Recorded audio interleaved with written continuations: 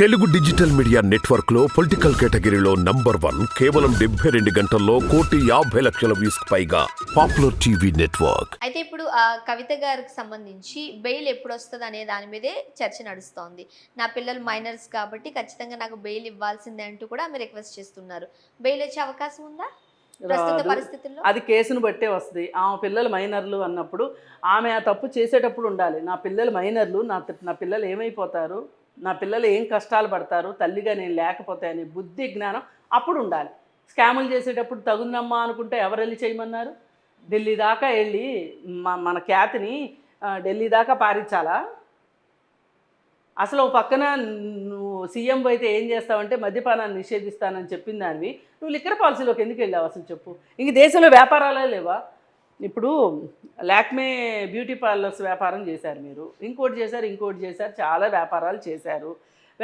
నేను వ్యాపారాలు చేయకుండా నేను ఉండలేను, వ్యాపారం ఒక్కటే రాజకీయాలు ఒక్కటే చేస్తే ఎట్లా, మనకు డబ్బులు లేకపోతే ఎట్లా, వ్యాపారం చేయాల్సిందే అన్నావు.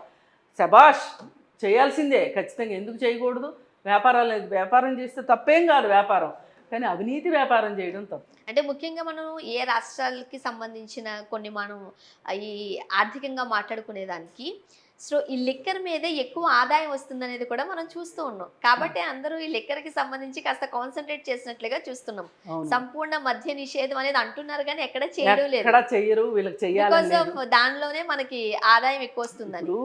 ఆ లిక్కర్ డబ్బులతోనే వీళ్ళు పరిపాలించగలుగుతారు. ఆ లిక్కర్ డబ్బులతోనే సంక్షేమ పథకాలు ఇస్తారు. వీళ్ళ బాబు సొమ్ములు తీసుకొచ్చి ఇచ్చినట్టు, వీళ్ళ ఇంట్లో వీళ్ళ ఆస్తులు కరగబెట్టి ఇచ్చినట్టు ప్రగల్భాలు పలుకుతారు. జనాల దగ్గర నుంచి తీసుకొని జనాలకు పెట్టే దాని గురించి పెట్టేది పావలా వంతు, తినేది ముప్పావలా వంతు. వీళ్ళు ముప్పావలా తినటం కోసం వాళ్ళకి పావలా పెడుతున్నారు. మళ్ళీ ఆ రూపాయి పట్టుకొచ్చేది జనాల జేబుల్లో నుంచే. ఇదంతా ఒక రాజకీయ రాక్షస క్రీడ. దానిలో ఒక్కొక్కరు ఎక్కువ, ఒక్కొక్కరు తక్కువ. ఫైనల్గా చెప్పండి, అసలు ఏం జరగబోయే అవకాశం ఉందంటారు?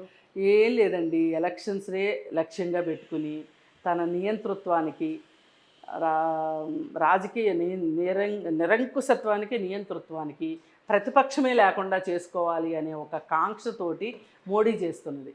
అదే పని ఒకప్పుడు కేసీఆర్ కూడా చేశాడు. తెలుగుదేశాన్ని మింగాడు, కాంగ్రెస్ని మింగాడు.